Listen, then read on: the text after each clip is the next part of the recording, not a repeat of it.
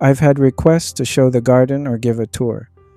I actually waited because I wanted everything to look nice before I showed it, but that's just not happening. So here we are. Welcome to the garden in its real, honest state. No pretensions, just a place that needs a lot of maintenance and a lot of grace. This is the view when you enter the gate. Everything is still wet from last night's rain.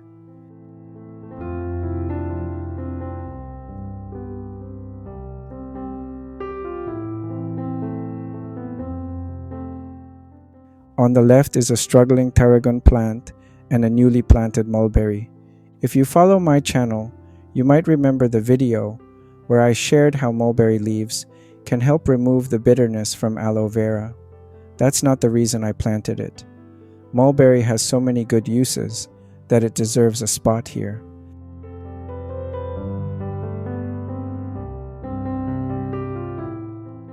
Aside from aloe vera, I have a few other aloe species growing in the garden.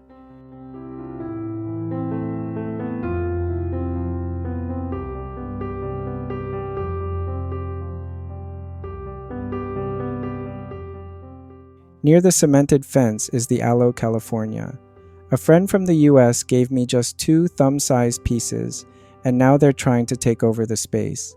They multiply faster than I can repot them.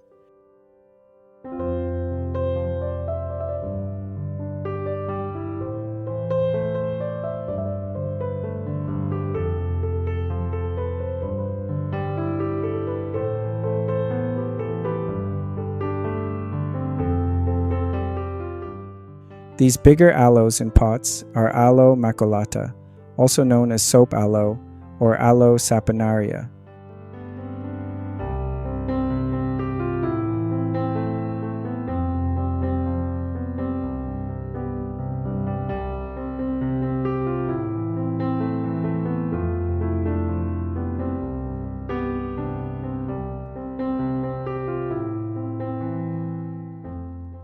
They're edible too and less bitter. Snails seem to agree because they love this species. Thankfully, they ignore the aloe vera. Maybe even snails know it's too bitter. You'll notice the leaves are narrower instead of wide. That's because they get only about 4 hours of sunlight here, instead of the full day they would love.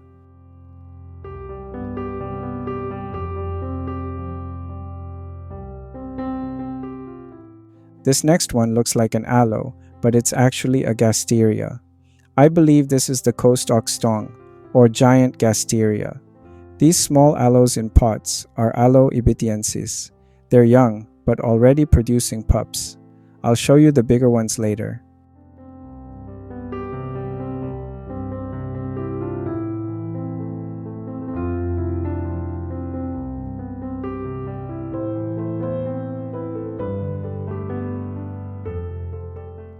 Next to them is my gardenia.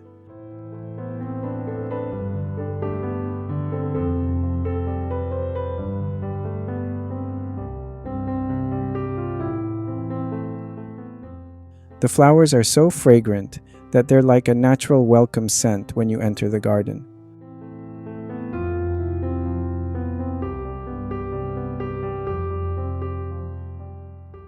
On the same side is another Aloe maculata planted directly in the ground.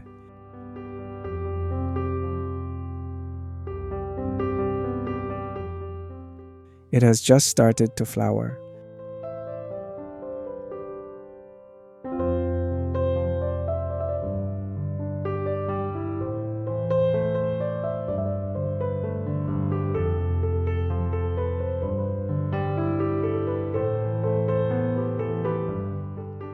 To the right are a few smaller aloes I haven't identified yet.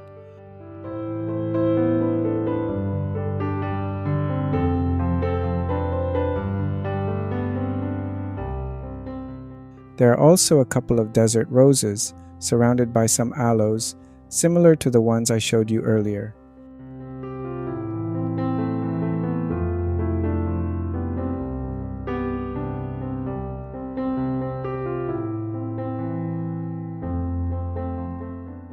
And right beside them is an aloe vera with narrow, wobbly leaves.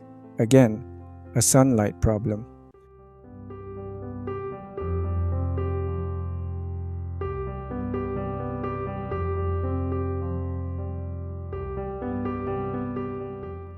On this side is my thriving tarragon in a pot.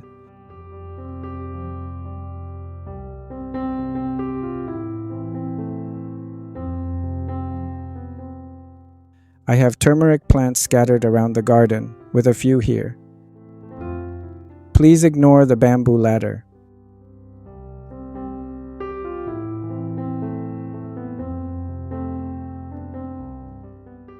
Under these turmeric plants, you'll see some chicken poop. I have 3 chickens who love hiding here when the sun gets too hot.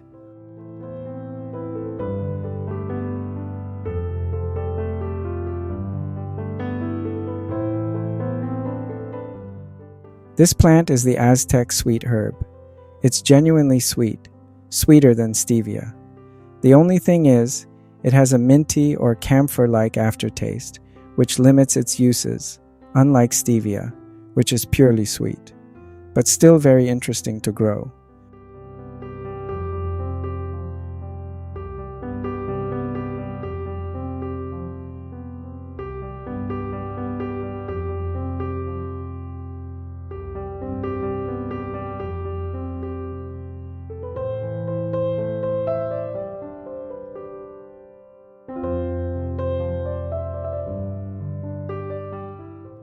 Down here are the surviving Aloe Vera pups.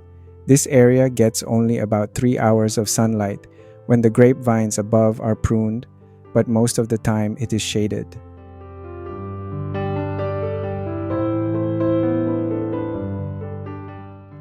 Also located here is the aloe vera from the video, where we tricked it into producing pups earlier than usual.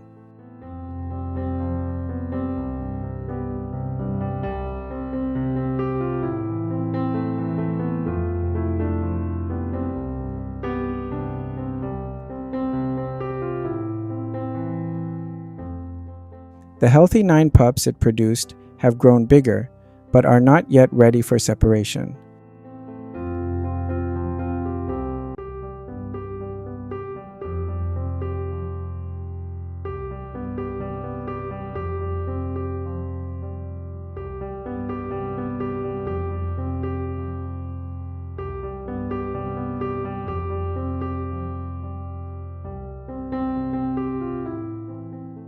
Still on the right is this mature Aloe ibitiensis.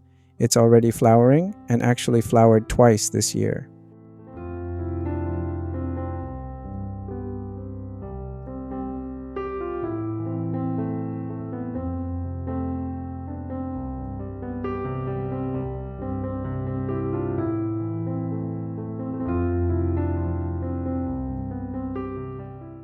Beside it are another Aloe maculata and a few smaller aloes that need weeding. I believe these are Aloe Bright Star. What's surprising is that they flowered even though they're only a few months old. I used to think all aloes waited 3 or 4 years before flowering, but apparently not this one.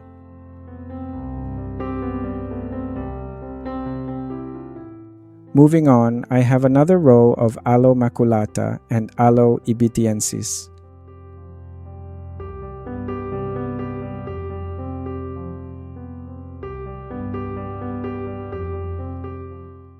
On the inner side are the Aloe arborescens, also known as candelabra aloe. They're edible, though more bitter than aloe vera. Research actually shows they have more beneficial compounds, but the leaves are smaller, so they're less practical for commercial use.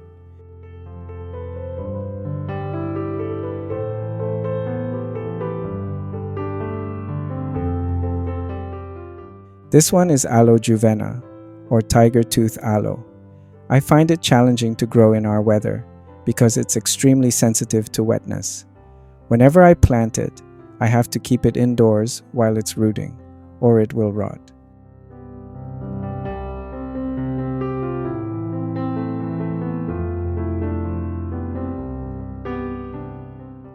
Beside them are my aloe dawe.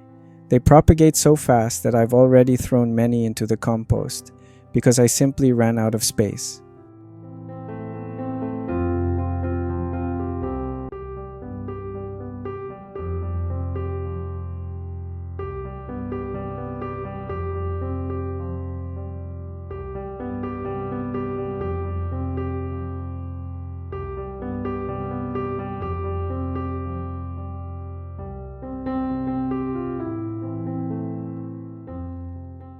On the inner part are the aloe vera plants from my previous video, how to save rotting aloe vera from shipping damage. 4 months ago, they were struggling. Now, they're thriving.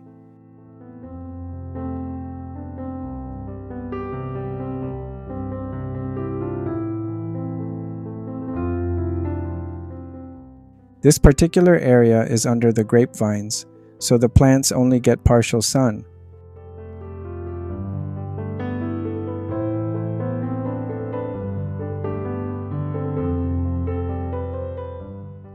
When I prune the vines, the sudden full sun shocks the plants below and causes leaf burn, like this one here.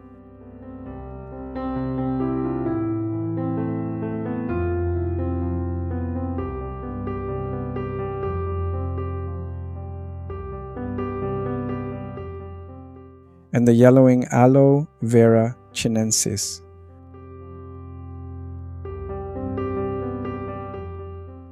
Right in front, when you enter the garden, you'll find this bamboo drying rack.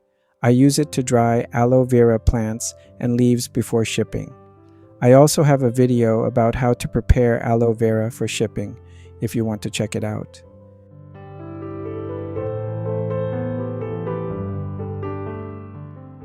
In the middle is another type of aloe arborescens that looks similar to the Aloe california. They look alike at first glance, but they're different species. This one also came from a friend in the US. It started as a thumb-sized plant. You could easily sneak out in your luggage. Since this is a larger type, I planted it directly in the ground. The pot you see is actually bottomless.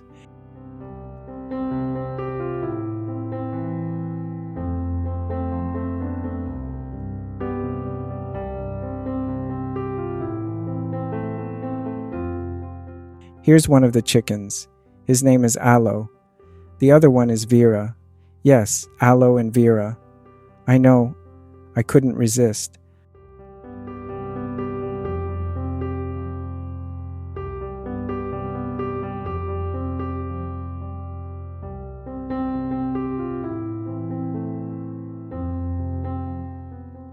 Let's move to the open space. Here are the lemongrass and the moringa tree. Both are used a lot in the kitchen.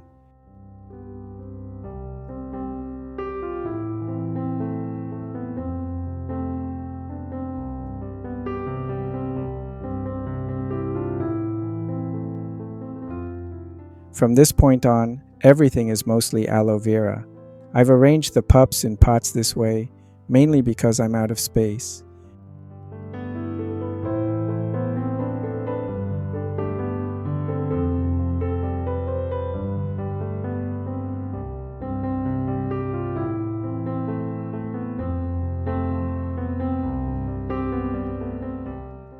And here is Vera, the other chicken. And yes, she's a girl.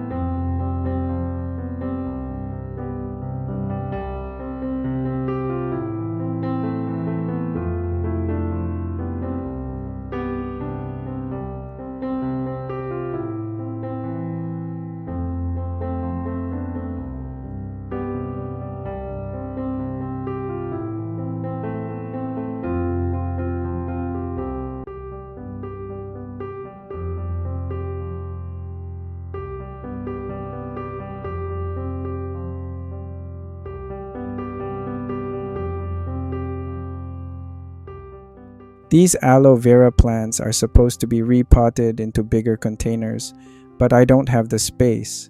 so they're staying in their smaller pots for now. Same with many other plants here.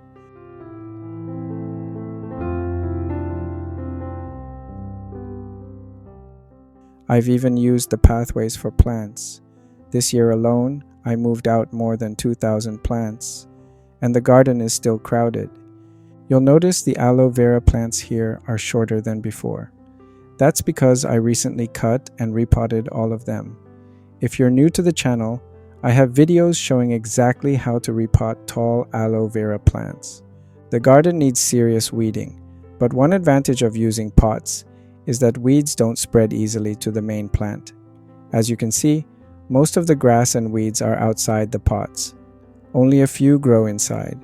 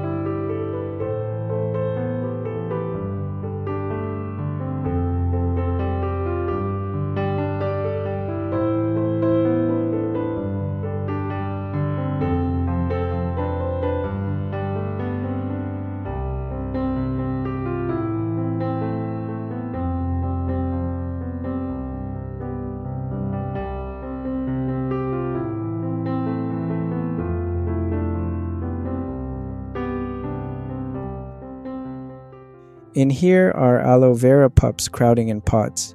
If you follow the channel, you already know why they're in one pot. They really need to be repotted soon.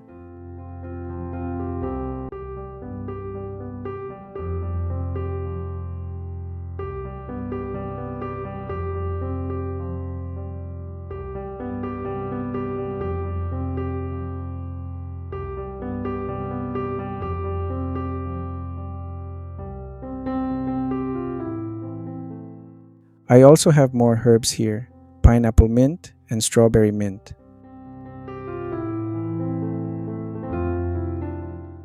Some of my mints look dead, but they're not. If you water these pots, they will quickly regrow. One of the amazing things I've learned from herbs. At the end of the garden, near the compost, is the black pepper I grow.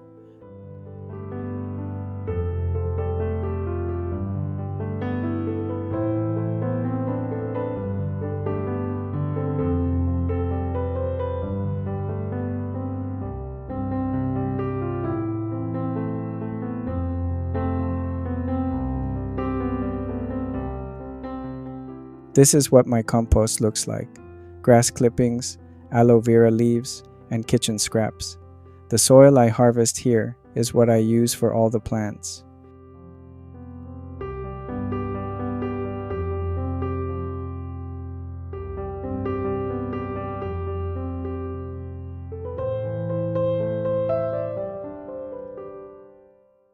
You may also spot a few stingless beehives nearby.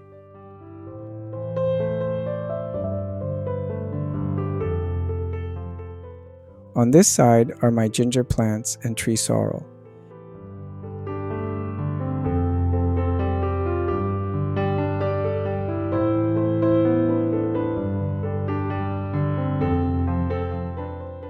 And here are the banana trees that partly shade some of the aloe vera.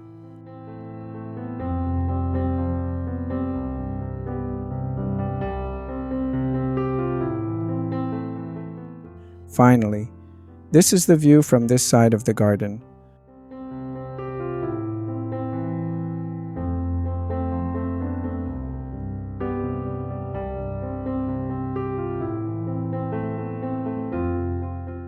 I hope you enjoyed this little tour. This is Danny. Thank you for watching, and God bless you.